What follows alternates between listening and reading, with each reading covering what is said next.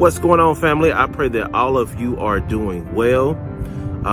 We miss you all extremely. We can't wait till we get back to Clarksville to be able to hug your necks, be able to laugh and tell jokes like we always used to, and most of all, just to be in you all's presence again.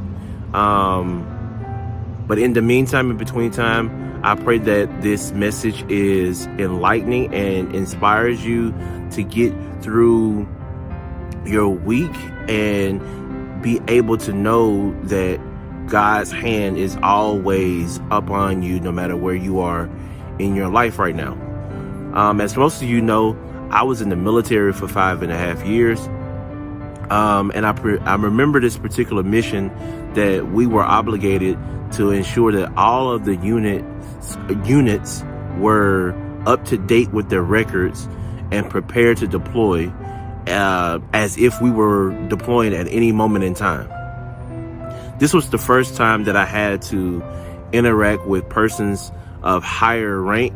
And I remember being nervous, extremely nervous about this occasion, and not knowing what to expect and how to get people to of a certain stature to move and do certain things that I needed them to do. And this first sergeant must have seen this anguish on my face, because he called me over and he told me that in order for all of us in this room to get done what we had to get done, they needed me. They needed me to do and be the authority figure in the room. Despite my limited experience, despite not having the same kind of rank of persons who were in that room, I was the authority figure. And that I had to walk in that despite the rank that I had at the current time. Such is the case in Exodus, the first chapter with the 15th verse. We see an unnamed woman who is a midwife, who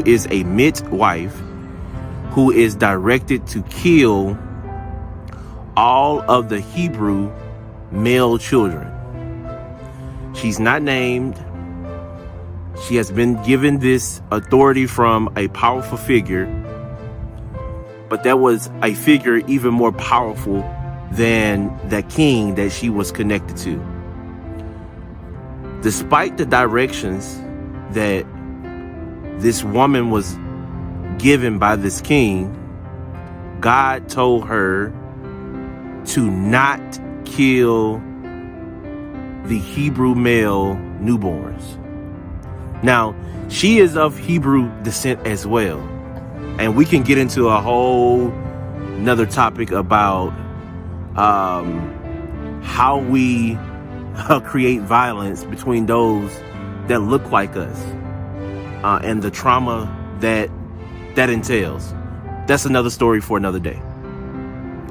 But in this message, no matter what I want you to understand, what I want you to get from this message is, no matter the positions or the roles that you have currently right now in your life, they matter. God uses us no matter if we are the president of a company, the CEO of a company, or whether we do janitorial work. There is purpose inside of every role that we have been given. And with that being a purpose in every role that we're giving, we also have influence. We determine the outcome of things. And perhaps where we fail is not always knowing the significance that we have, because we don't have titles, we don't have credentials behind us, and we fail to really appreciate and acknowledge the significance and the roles that we have.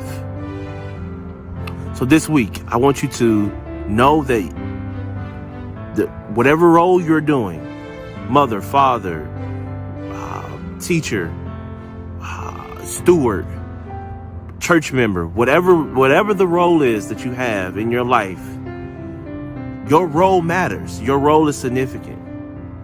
And do not fall in the way of comparison. But know that God has something specifically for you to do while you are in that role. I love you all. Be blessed and have a great week.